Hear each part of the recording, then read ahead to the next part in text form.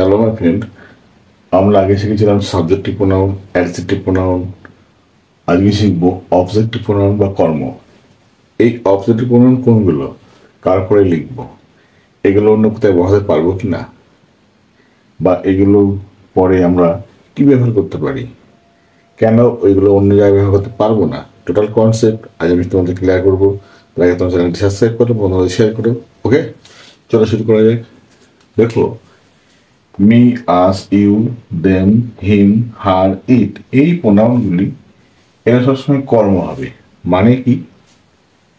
মানে হলো এরা তো মাথায় রাখতে হবে, এরা শর্ত দেখো কি, এক, ভার্বের পরে বসবে, অন্য কোথাও নয়। মানে এইগুলো সবসময় কি হবে, ভার্বের পরে বসবে।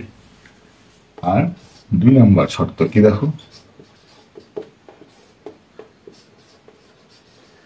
প্রিপোজিশন এর পরে বসবে,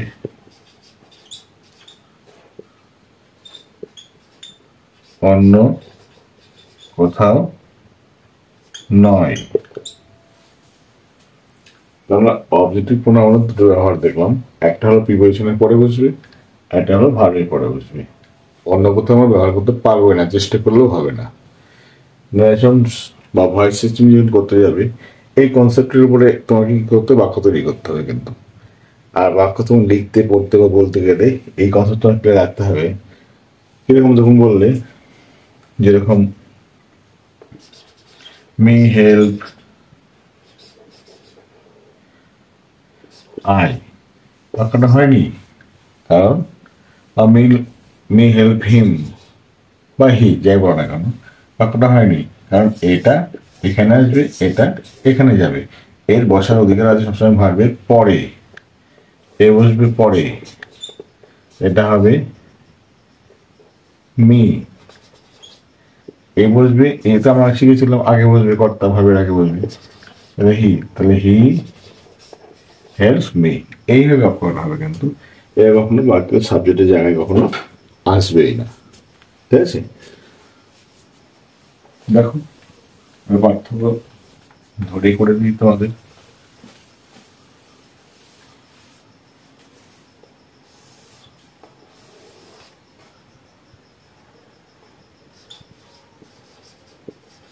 ভার্বের পরে, এটা ভার্বের পরে, এটা প্রিপোজিশন এর পরে। ঠিক আছে, এরকম দেখো, the man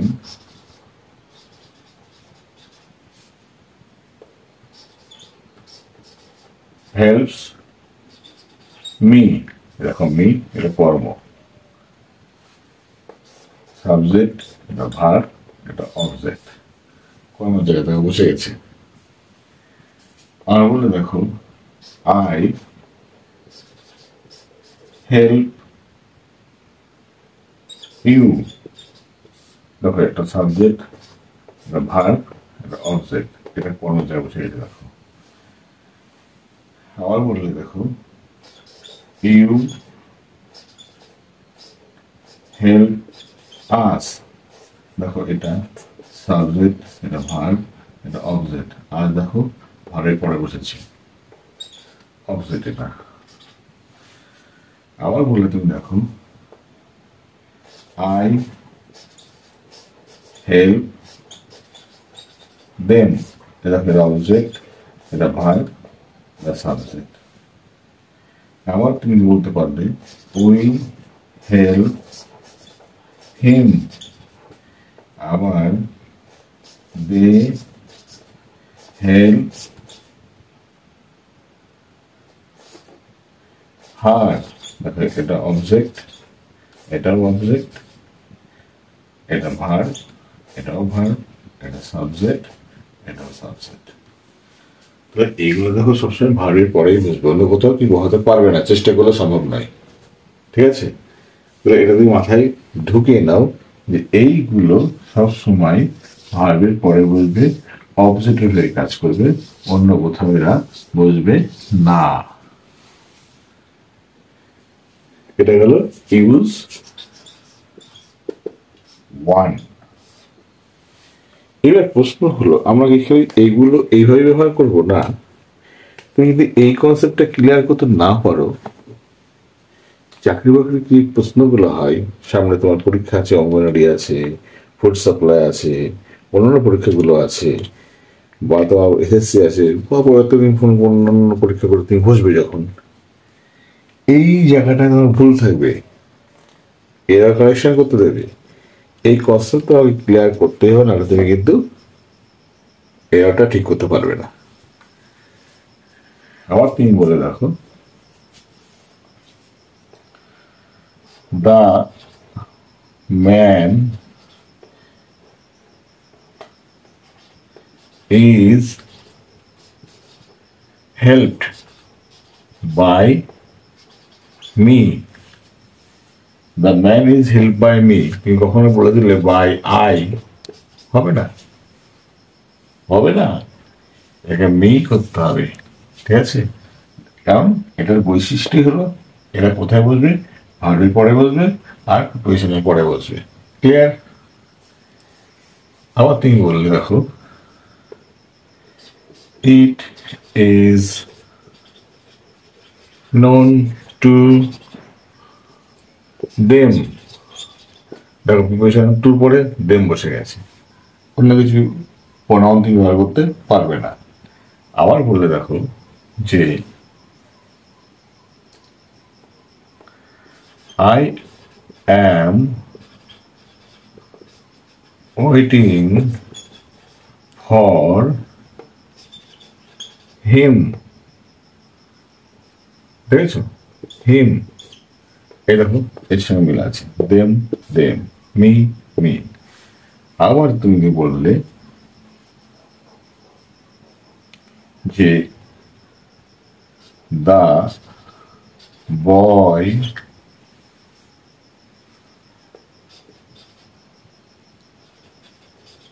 thank me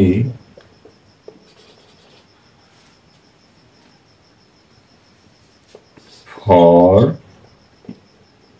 you. দেখো এমিটা ভার্বের পরে বসে, দেখো সাবজেক্ট ভার্ব অবজেক্ট, অবজেক্ট কিন্তু দেখো মি বসেছে, কিন্তু অন্য কেউ বসেনি। আবার এখানে দেখো ফর ইউ, তোমার জন্য, এই ইউটা কিন্তু দেখো আবার এটা প্রিপোজিশন, প্রিপোজিশনের পরে বসেছে ইউ, কিন্তু দেখেছ? বা প্রিপোজিশনের পরে কোথায় গেল, প্রিপোজিশন পরে এই যে বসেছে। আবার দেখো তুমি এটাকে বলতেই পারো, it is informed by you, হতেই পারে। দেখো প্রিপোজিশনের পরে বাই, ফর টু, বাই, এই প্রিপোজিশনের পরে বসছে। আবার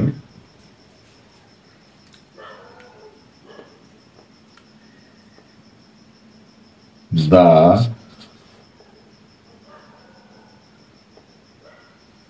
poor lady finds her own son within কি হতে পারে, হেম, এটা প্রিপোজিশন। অসহায় মহিলাটি তার নিজের পুত্রকে খুঁজে পায় তার মধ্যে, তাই না? দেখো প্রিপোজিশন এটা ক্লিয়ারই, এরপরে দেখো এটা বসেছে হিম। তাহলে দেখলাম এরপরে কিন্তু আমরা এই প্রিপোজিশনগুলো ব্যবহার করতে পারি, অন্য কিছু ব্যবহার করতে আমরা পারবো না। ঠিক আছে? তাহলে আমরা কি শিখলাম?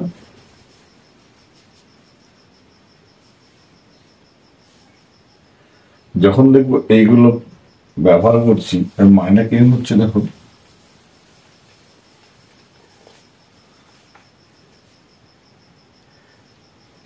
মানেটা কেমন দাঁড়াচ্ছে, মানেটা পরিষ্কার করে দিই।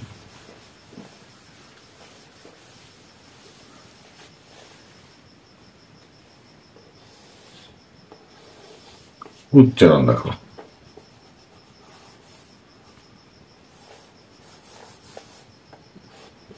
এই ক্ষেত্রে উচ্চারণ কি হবে,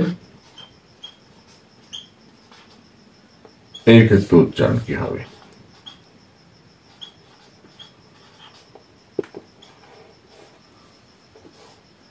এখানে হবে আমাকে,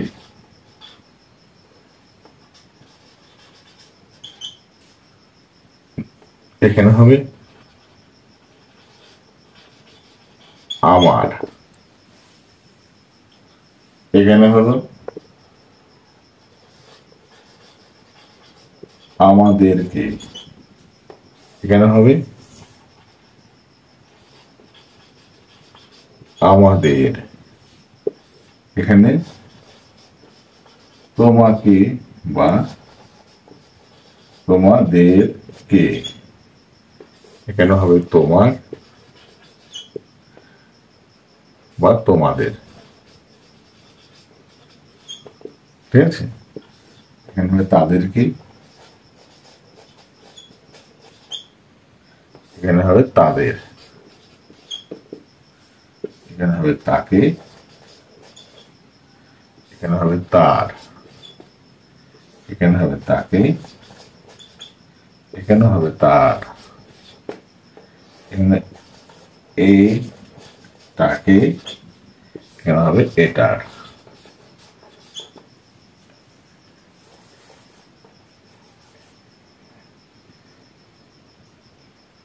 এটা হলো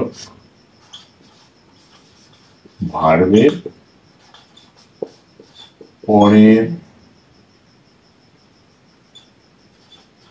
উচ্চারণ, এটা ঠিক আছে। যখন এটা ভার্বের পরে বসবে তখন উচ্চারণটা এই করবো, আর এটা হলো প্রিপজিশনের পরের উচ্চারণ, প্রিপজিশন এর পরে উচ্চারণ। মিলে দেখি, আমাকে, হি হেল্পস মি, সে আমাকে সাহায্য করে। আবার বললাম, he is help by me, আমার দ্বারা সে উপকৃত, আমার দ্বারা, আমার দ্বারা। পার্থক্য বুঝেছো, বলার সূক্ষ্ম পার্থক্য, ঠিক আছে। এইভাবে আমরা কিন্তু অবজেক্টিভ প্রোনাউনটা ব্যবহার করতে পারি। এগুলো বাকিগুলো তোমার করবা, এগুলো বাকিগুলো করবা, বেড়ে গেলে আমাকে বলবো, আমি করে দেবো। আমি আরেকটা দেখে দিচ্ছি, দেখো। যেমন তাদেরকে, যেমন ইউ সি দেম, তুমি দেখেছো তাদেরকে, তুমি তাদেরকে দেখেছো। এবার দেখো দে, আচ্ছা, দে আর সিন বাই ইউ, তোমার দ্বারা দেখা হয়। অথবা তুমি এটা ঘুরিয়ে উল্টে দাও, you are seen by them, তাদের দ্বারা তোমাকে দেখা হয়। বোঝা গেল? দেখো এইভাবে কিন্তু আমরা এই মায়েরা তাদের দ্বারা, এটা এখানে তাদের দ্বারা, এটা কিন্তু এর সঙ্গে যুক্ত হলো। এটা দেখো,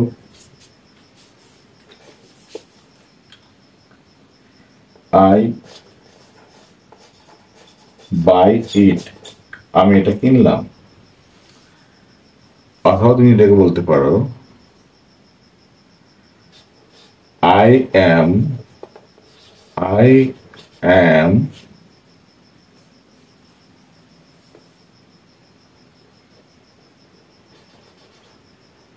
আচ্ছা,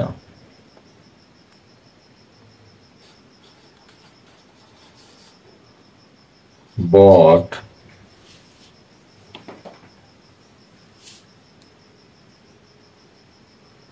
এটা শুনতে ভালো লাগে না, এটা করার দরকার নেই। তুমি করতে পারো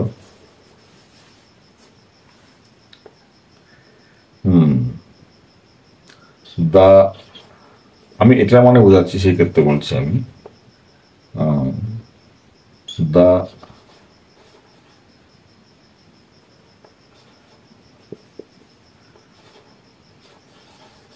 sin is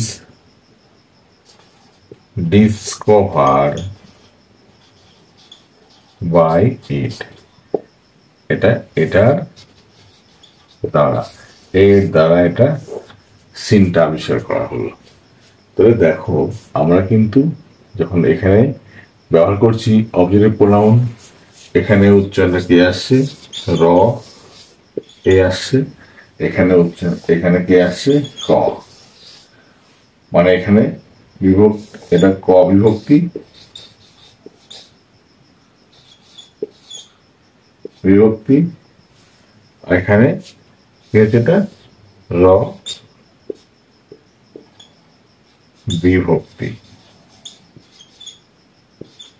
ঠিক আছে, এই মাথায় ঢুকিয়ে নাও যে অবজেক্টিভ প্রোনাউনটা আমরা কোন সেন্সে ব্যবহার করো। দেখো এটা ম্যাজিক্যালি কিন্তু তোমাকে দেখালাম, ঠিক আছে। এইভাবে তুমি মাথায় রাখো, তবে দেখবে অবজেক্টিভ প্রোনাউন জীবনে ভুলবে না।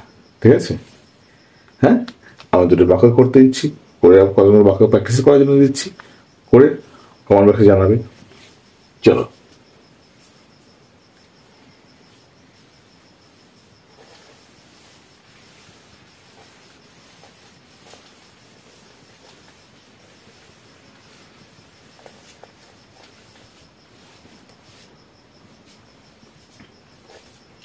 শিক্ষক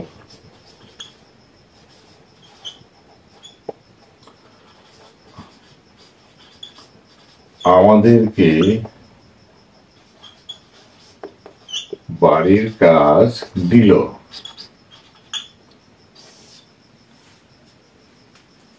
আর এখানে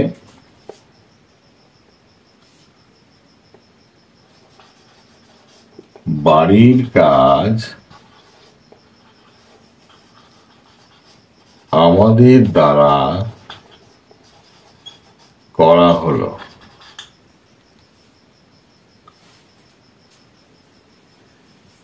এখানে কর্ম হিসাবে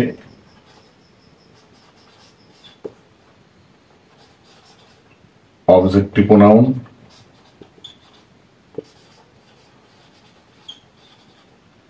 ব্যবহার করবে, আর এখানে প্রিপোজিশনের পরে, এরপরে অবজেক্টিভ প্রোনাউন ব্যবহার করবে।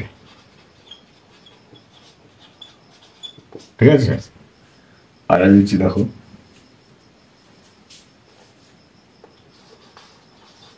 রতন তাদেরকে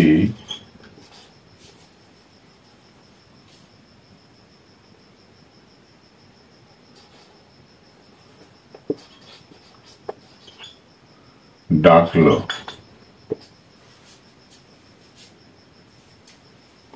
এখানে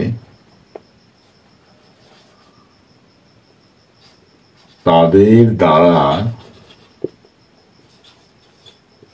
রতনকে ডাকা হলো। ঠিক আছে, এই দুটো কনসেপ্ট ক্লিয়ার করবা, তাহলে আশা করি তোমার সমস্ত কাজগুলো তুমি করতে পারবে। ওকে, থ্যাংক ইউ বস। পরের ক্লাসে অন্যান্য বিষয় নিয়ে নতুন কিছু নিয়ে হাজির হচ্ছে আমি। ওকে, থ্যাংক ইউ।